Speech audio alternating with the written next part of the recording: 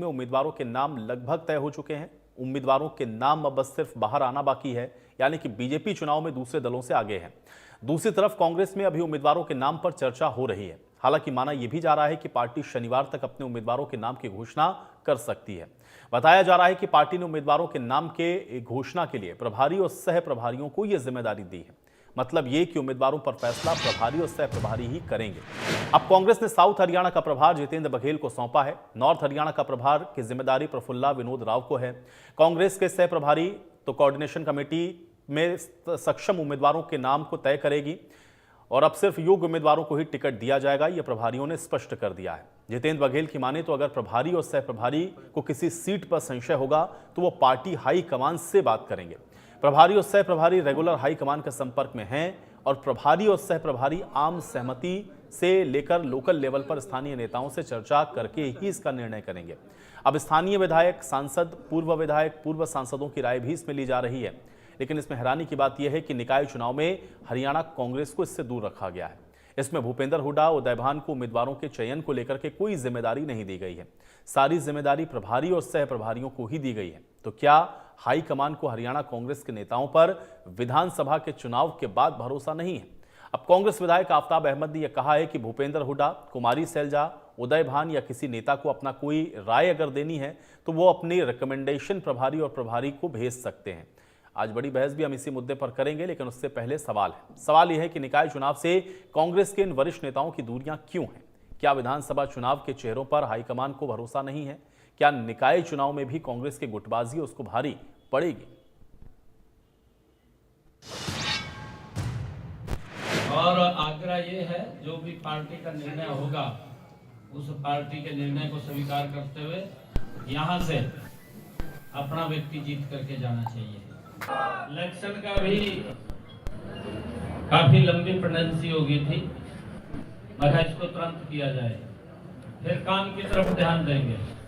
आपके साथी हैं, उनकी भी कोई रिकमेंडेशन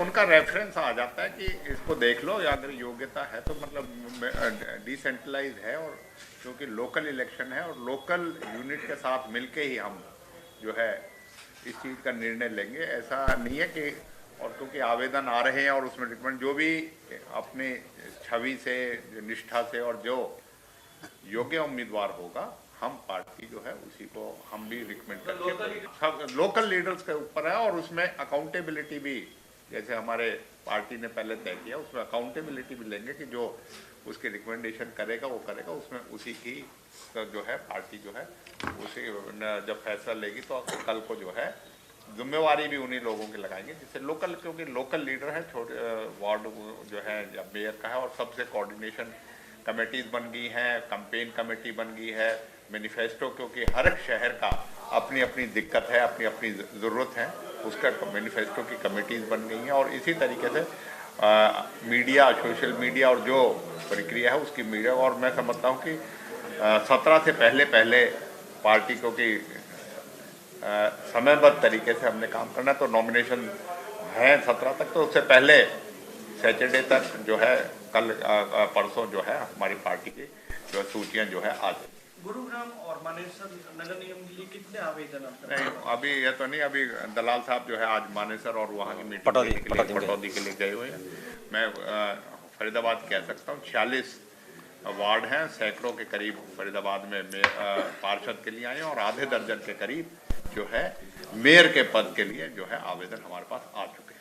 चुनाव अच्छी तरह चल रहा है यहाँ नगर निगम का। हम लोग हमारे जो डिस्ट्रिक्ट वाइज प्रभारी बनाए हैं, उसके बाद सह प्रभारी बनाए हैं, हमारे नीचे कन्वेनर्स है, साउथ जोन की कोऑर्डिनेशन कमेटी जो आपने देखा है, सारे लोग बैठे हुए हैं, सारे जिलों के साउथ जोन के जो भी हैं।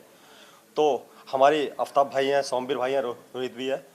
अब चक्कर सबसे बड़ा ये है कि हम लोग सक्षम व्यक्तियों को, योग्य उम्मीदवारों को हम लोग छांट रहे हैं, और हमारी ये प्रक्रिया हर जिले वाइज चल रही है, जहाँ जहाँ पर चुनाव है वहाँ पर चल रही है। और इसके साथ साथ हमारा मेयर के लिए भी कई आवेदन हमारे पास आ चुके हैं, और ये वहाँ के प्रभारी, सह प्रभारी और वहाँ की जो कोऑर्डिनेशन कमेटी है, ये उनका रोल है कि वो सभी नेताओं के साथ मिलकर, चाहे वो सांसद हो, पूर्व सांसद हो, विधायक हो, पूर्व विधायक हो, इन सब के साथ मिलकर योग्य और सक्षम उम्मीदवार छांटे और हम लोग उसको लगाएं। अच्छा, मैंने कहा था दीपक पत्रकार साहब, चर्चा चल रही है हमारी, डेली का हमारा चर्चा हो रही है।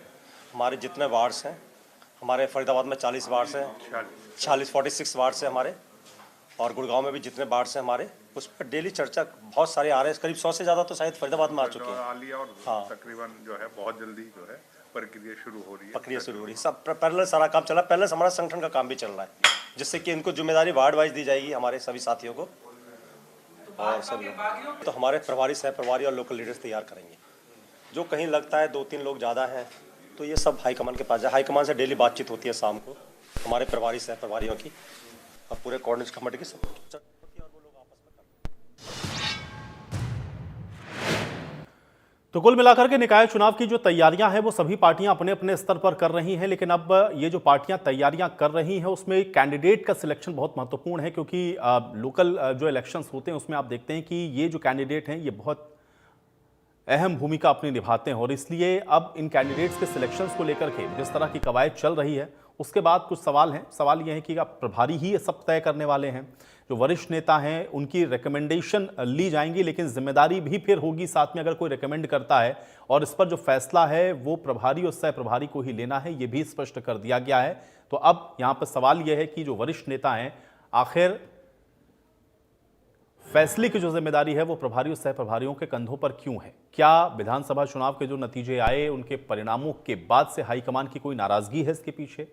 बहुत सारा की चीजें हैं, आप जो देख रहे हैं कि इस समय पब्लिक डोमेन में चर्चा का विषय है, लेकिन कुल मिलाकर के अब पार्टी का चूंकि यह निर्णय है और पार्टी ने फैसला किया है कि इस बार जो जिताऊ कैंडिडेट्स हैं उनको ही टिकट दिया जाएगा, जो योग्य उम्मीदवार हैं उनको ही टिकट मिलेगी। हालांकि ये